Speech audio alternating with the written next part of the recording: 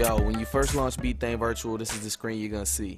You're gonna see 3 buttons: try, buy, and quit. If you click try, that's the full version for 14 days. So anything you do will save, and you can play with it and do all that while you're waiting on your activation. Now to activate, you're just gonna go over here and you're gonna click the buy button.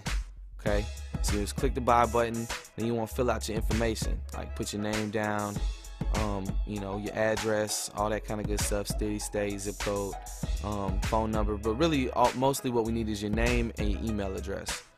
Then click next, and you're gonna have 2 more buttons up there: save license requests and read license requests.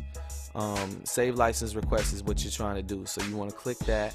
All right, and it's gonna ask you where you want to put it. Put it somewhere where you know where it's at. It's gonna save a file, so it could be your documents. In this case, I'm gonna put it on my desktop.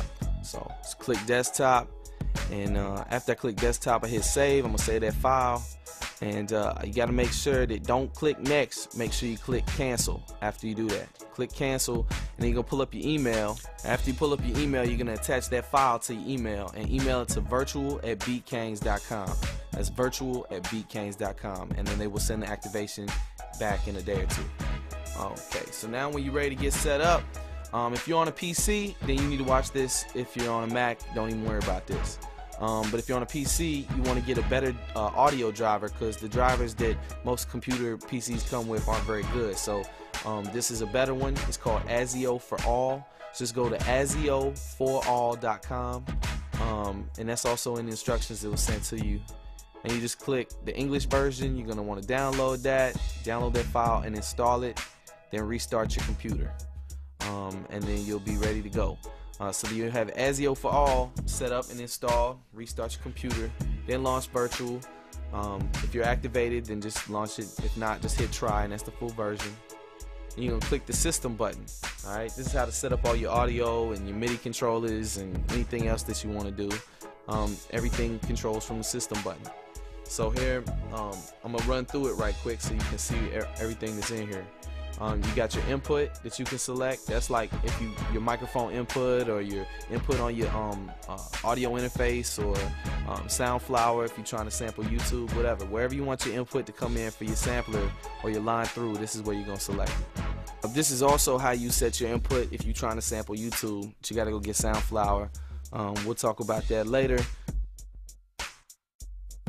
Okay, so now this is my audio output on the second one, and this is like, so you want to set this one to built-in audio output on a Mac, or your audio interface, or you know, ASIO for All as well. If you know, if you just downloaded that and you're on a PC, you want to set audio output to ASIO for All, unless you've got an audio interface. And then buffer size, that's just if you got a real slow computer, you want to raise the buffer so it'll perform better. If you got a real fast computer, you can set it down to 6432.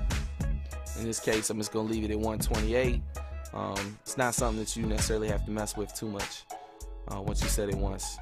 And then your MIDI input channel, you just click on that, and then that's how you can select Rolling Phantom or your pad controllers or whatever.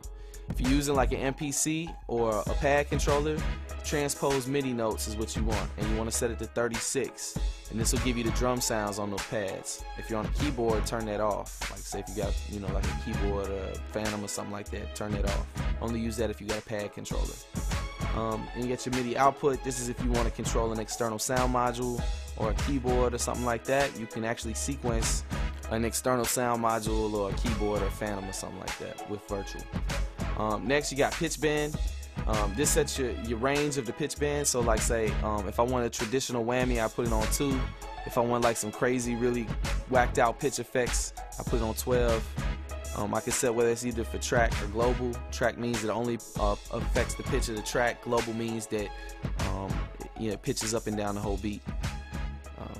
And then I could set my PPQ, that's parts per quarter note. Most of the time you're just gonna leave that on 96, and it give you that MPC style feel, that old school feel.